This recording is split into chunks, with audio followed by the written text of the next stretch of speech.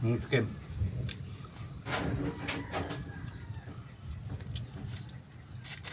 Buko talaga oh. Sakto. Sakto. Butong.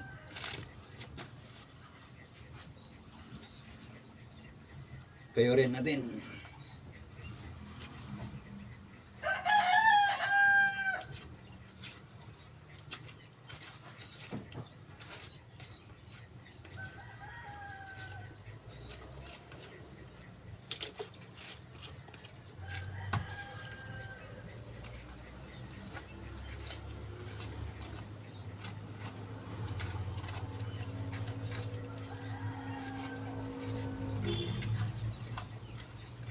Sakto siya.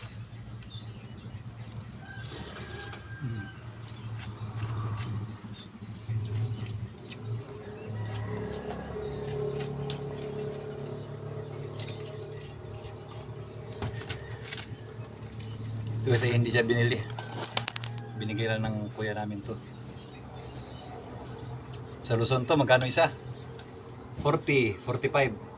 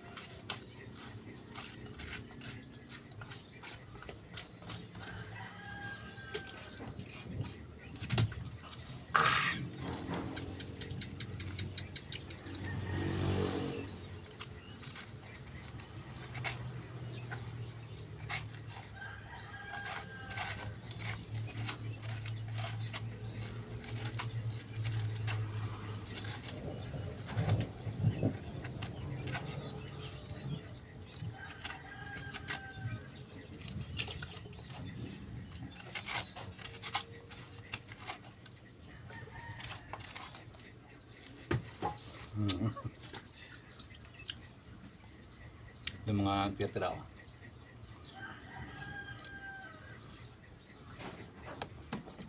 Butong.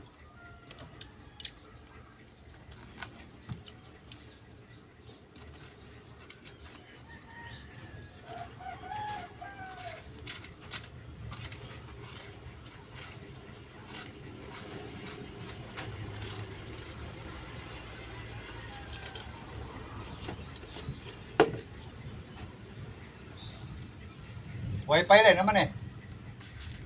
Bill products man eh. Ano? Wi-Fi. Napo na. Wi-Fi kasi namin naputol yung koneksyon. Do, masama ko na mag-ayo.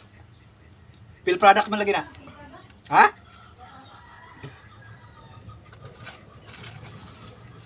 Tatlong araw ng Wi-Fi, wala koneksyon. Naputol ang wire. Hindi pa inayos.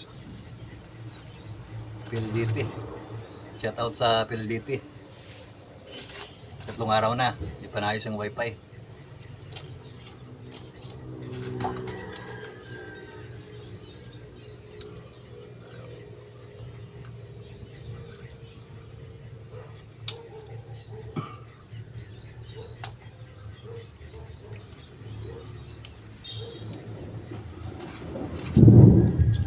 Ang ulan na. Punta tayo ulan dito.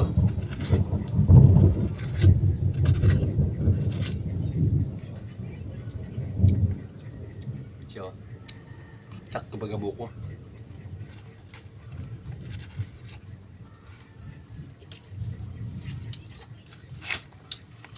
Dito ang buko guys. Sipag ka lang umakyat. Ang bayad. Kaso, hindi na tulad noon na malakas tayo umakyat sa buko.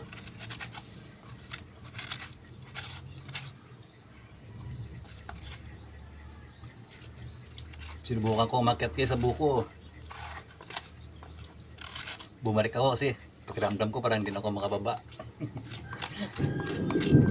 Nanginginig yung tuhod.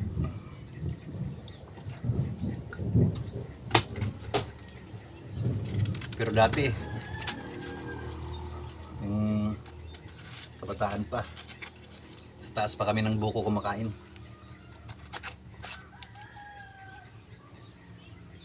Nakaupo lang sa may daon ng nyug sanga. Ano? Paklang.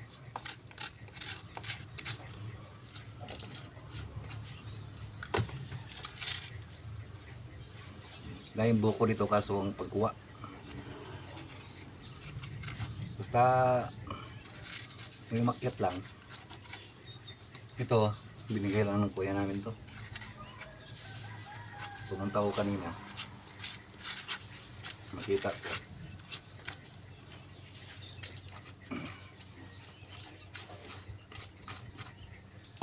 Kaya dala na sa akin. Siyam na piraso kaso yung tatlo walang laman. So yung kasabihan na ano, sa isang buwig may isang sira or buwang. Isang pamilya ganon din.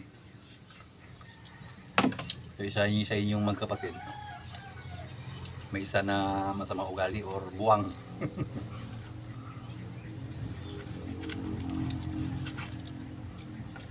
Ito pariyo-pariyo lahat.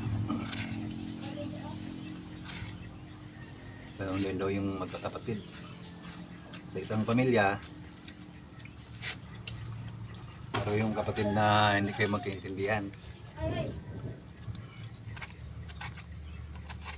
Yung lasinggo.